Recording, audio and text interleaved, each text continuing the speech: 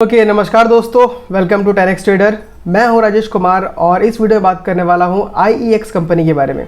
दोस्तों, कल के दिन में हमको लगभग इसमें 30% तक का गिरावट देखने के लिए मिला। बहुत ज़्यादा पैनिक हो चुका था और इन्वेस्टर्स के मन में बहुत ज़्यादा सवाल था कि इस स्टॉक में हम फिलहाल क्या करें, इसमें टिके रहे या निकल जाए।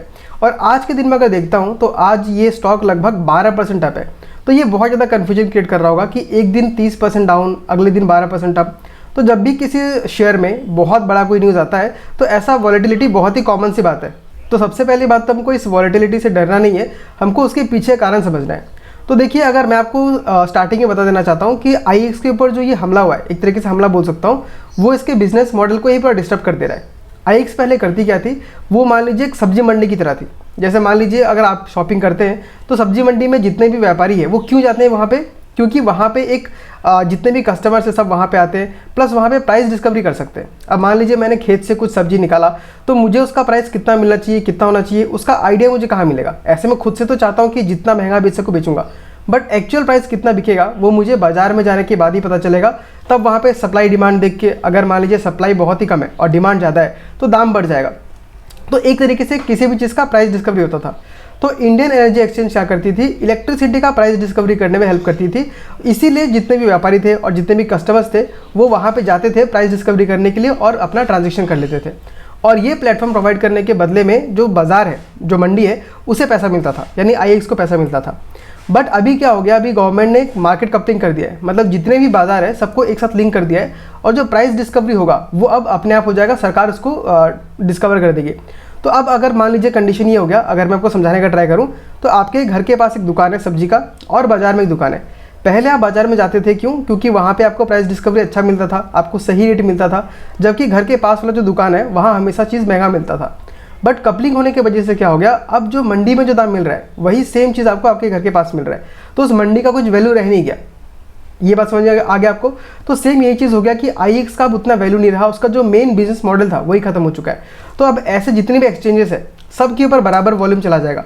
अब ये बात मैं 100% नहीं बोल सकता हूँ कि वॉल्यूम किसके पास जाएगा, डिपेंड करता है कि किसका मार्केट ज़्यादा अच्छा है, किसका ज़्यादा लोग यूज टू हो चुके हैं। तो इसके बेसिस पे एग्जैक्टली बोलना मुश्किल है, बट ऑफकोर्स उसका जो मोड था वो मोड तो खत्म हो चुका है। तो अब अगर आप सोच रहे हैं कि मैं IEX अच्छा परफॉर्म करेगा शायद बोल के मैं उस पर टिके रहूँ, तो ये बहुत ही बेकार सा आपका थॉट प्रोसेस होगा। बेटर वही है कि अगर आपका एक बहुत अच्छा खासा लोकेशन दिया हुआ है तो इसमें से एग्जिट कीजिए।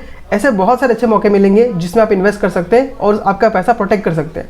तो अभी देखिए, मैं आपको वैल्यूएशन करके भी दिखाता हूँ, उसके लिए स्क्रीन पे चलते हैं। वैसे IEX के ऊपर बता देना चाहता हूँ कि मैं पहले खुद भी इन्वेस्टर था, बट मैं बहुत पहले एग्जिट ले चुका था। अराउंड मैंने उसको 188 के आसपास एग्जिट लिया है, तो मुझे बहुत ज़्यादा प्रॉफिट भी नहीं हुआ क्योंकि मैंने एंट्री भी काफ़ी लेट किया था। अराउंड 10-20% प्रॉफिट किया होगा, फिर मैं वहाँ से निकल गया।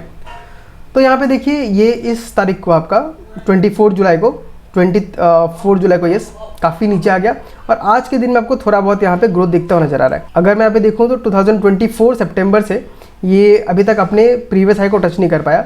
और उसके पहले भी जाके देखूं तो IEX ने जो हाई लगाया था वो शायद मेरे ख्याल से 300 के आसपास था। यस, 300 का अभी तक हाई वो टच नहीं कर पाया।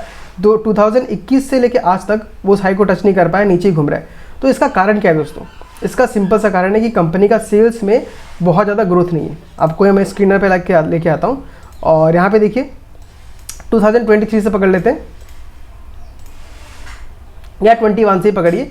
अब यहाँ पे देख सकते हैं उसके पहले इसका सेल्स काफ़ी अच्छा खासा ग्रो कर रहा था। 2021 में बढ़ते बढ़ते 317 करोड़ का हुआ, फिर 426 करोड़ का हुआ, लेकिन उसके बाद से धीरे धीरे घटना स्टार्ट हो गया। फिर देख सकते हैं आपका 401 करोड़ हुआ, 449 करोड़ का हुआ और इस साल में 535 करोड़ का हुआ है। और अब अगले साल से क्या होने वाला है, इसका सेल्स धीरे धीरे गिरना स्टार्ट हो जाएगा क्योंकि बाकी जितने मार्केट प्लेसेस है सब लोग वहाँ पे जाके ट्रेड करना स्टार्ट कर देंगे। मतलब इसके पास कोई सिस्टम नहीं है जो कस्टमर्स को पकड़ के रख सके कि आओ मेरे प्लेटफॉर्म पे ही आके ट्रेड करो। नेक्स्ट अगर हम इसका क्वार्टर सेल्स देखें तो आप देख सकते हैं एकदम फ्लैट है। प्रॉफिट भी देखिए तो 120 करोड़, 113 करोड़, 122 करोड़।